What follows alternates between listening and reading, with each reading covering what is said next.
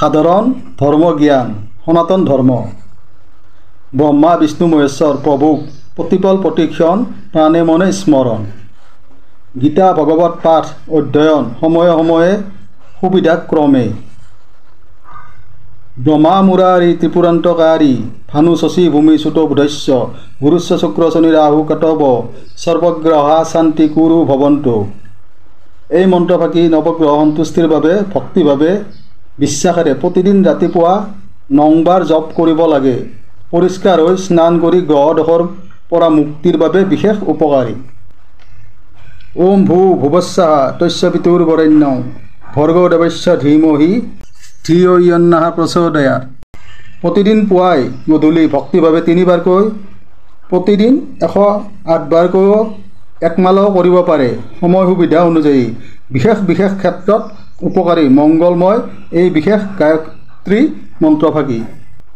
হনুমান চালিচা ভক্তিভাৱে মংগলবাৰ শনিবাৰে পাঠ কৰিব লাগে। পাৰিলে সপ্তাহৰ প্ৰতিদিনে পঢ়িব লাগে। বিশেষকৈ মংগলবাৰ শনিবাৰে ৰাতি 8:30 বা 9 বজাত ৰাতি পঢ়িলে অতি উত্তম। আসন পাৰি পবিত্ৰ বগা সাজ পৰিধান কৰি আৰু উত্তম যদি 3 বাৰ পাঠ কৰে জীৱনৰ বাবে অৰ্থাৎ সফল জীৱনৰ বাবে অতি হিতকাৰী উপকাৰী। হনুমান চালিচা পাঠ মংগলবাৰ শনিবাৰে কৰিলে শনিদেৱ মহাৰাজো সন্তুষ্ট হয়। কলিযুগত হৰিনাম, সত্যযুগত ধ্যান, দাপৰত পূজা, তেতাত যজ্ঞ আদি নিয়ম নীতি ৰীতি প্ৰণালীৰ প্ৰতি অৰ্থাৎ ধৰ্ম প্ৰক্ৰিয়াৰ প্ৰতি যাক কয় যুগ ধৰ্ম বিশেষভাৱে সজাগতা সচেতনতা অৱলম্বন কৰিব লাগে। সূৰ্যদেৱক সূৰ্যনাৰায়ণ প্ৰভুক জল অৰ্পণ প্ৰতিদিন নীতি নিয়ম প্ৰণালীৰে মাজেৰে শুদ্ধভাৱে আৰু সূৰ্যনাৰায়ণ প্ৰভুক প্ৰাৰ্থনা স্তুতি নিত্যও প্ৰাতঃপুৱাই কৰিব লাগে। সূৰ্যনাৰায়ণ প্ৰভুক জপ কৰা বহুতো মন্ত্ৰ আছে। তাৰ ভিতৰত বিশেষ এফাকি মন্ত্ৰ হ'ল ওম জবা কুসুম শংকাচং কাশ্যপেয় মহাদুত্তিম ধান্তাৰিং সৰ্বপাপগ্নৌ পনতি হস্মি দিবাকৰম।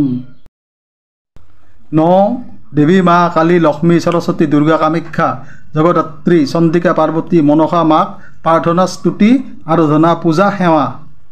ৰাম নামে হ'ল পাপ বিনাশ। ৰাতিপুৱা সাৰ পাই উঠি ৰাতি শোৱাৰ সময়ত প্ৰভু ৰামৰ নাম জপ প্ৰতিদিন নিত্যও কৰিব লাগে। পিতৃ মাতৃ শিক্ষাগুৰু সৎ জ্ঞানী সাধুজনক ঈশ্বৰ জ্ঞান শ্ৰদ্ধা ভক্তি সন্মান। প্ৰভু সত্যনাৰায়ণ গণেশদেৱক পূজা অৰ্চনা আৰাধনা। মাছ মাংস কণী গাখীৰ মছলা ইত্যাদি গৰম উত্তেজিত খাদ্যৰ প্ৰতি লোভ লালসা পৰিহাৰ কমাব লাগে। কাৰণ এয়াই হ'ল ৰোগ বেমাৰ অকাল মৃত্যুৰ বিশেষ কাৰণ। যিকোনো ক্ষেত্ৰত যাত্ৰাকালে যিকোনো সময়তে লাগিলে প্ৰস্ৰাৱ শৌচাগাৰতেই হওক ঈশ্বৰ প্ৰভুক স্মৰণ প্ৰাৰ্থনা স্তুতি প্ৰাণে মনে কৰিব লাগে। প্ৰতি ৰাশিৰ ব্যক্তিয়ে নিজৰ নিজৰ ইষ্টদেৱক বিশেষভাৱে পূজা অৰ্চনা ভক্তি সেৱা কৰিব লাগে। প্ৰতি ৰাশিৰ কুণ্ডলীৰ দোষৰ মুক্তিৰ বাবে এই মন্ত্ৰফাঁকি প্ৰতি ৰাশিৰ ব্যক্তিয়ে জপ কৰিব লাগে মাতিব লাগে।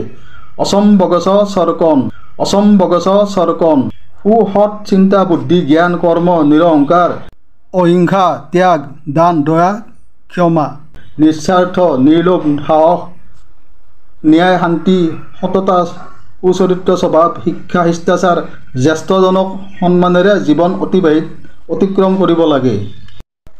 তুলসীক প্ৰণাম তুলসীৰ গুৰিত জল অৰ্পণ প্ৰতিদিন। ঋগ্বেদ যজুৰ্বেদ সামবেদ অথৰ্ববেদ আদি জামাল পুৰাণ আদি পুথিৰ জ্ঞান আহৰণ গ্ৰহণ।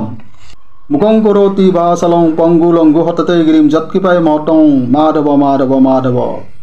ভগৱান শ্ৰীকৃষ্ণৰ এই মন্ত্ৰফাঁকি বাক্যবন কৰিব লাগে। সঠিক বাটে জীৱন প্ৰবাহিত কৰাৰ বাবে প্ৰতিদিন 3 বাৰকৈ। আই বসুমতী পৃথিৱী মাতৃক নিত্যও প্ৰণাম প্ৰণিপাত। ওম নমঃ শিৱায় মন্ত্ৰফাঁকিৰে শিৱ শংকৰ মহাদেৱ বাবা ভোলানাথক প্ৰণাম আৰাধনা নিত্যও বিশেষভাৱে উপকাৰী জীৱনৰ বাবে। জয় জগন্নাথ মন্দিৰ প্ৰভু ভগৱান ৰাম মন্দিৰ দৰ্শন জীৱনত হোৱা মহাভুল পাপ নিবাৰণৰ হকে।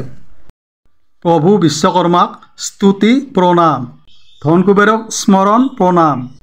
নাৰীসকলে মাহেকীয়া হ'লে ঈশ্বৰক মন্ত্ৰ জপৰ কিছুমান ক্ষেত্ৰত প্ৰতিবন্ধকতা আছে। কিন্তু ঈশ্বৰৰ নাম গুণ প্ৰতিপল প্ৰতিক্ষণ থাকিবই তাত কোনো ধৰণৰ বাধ্যবাধকতা নাই।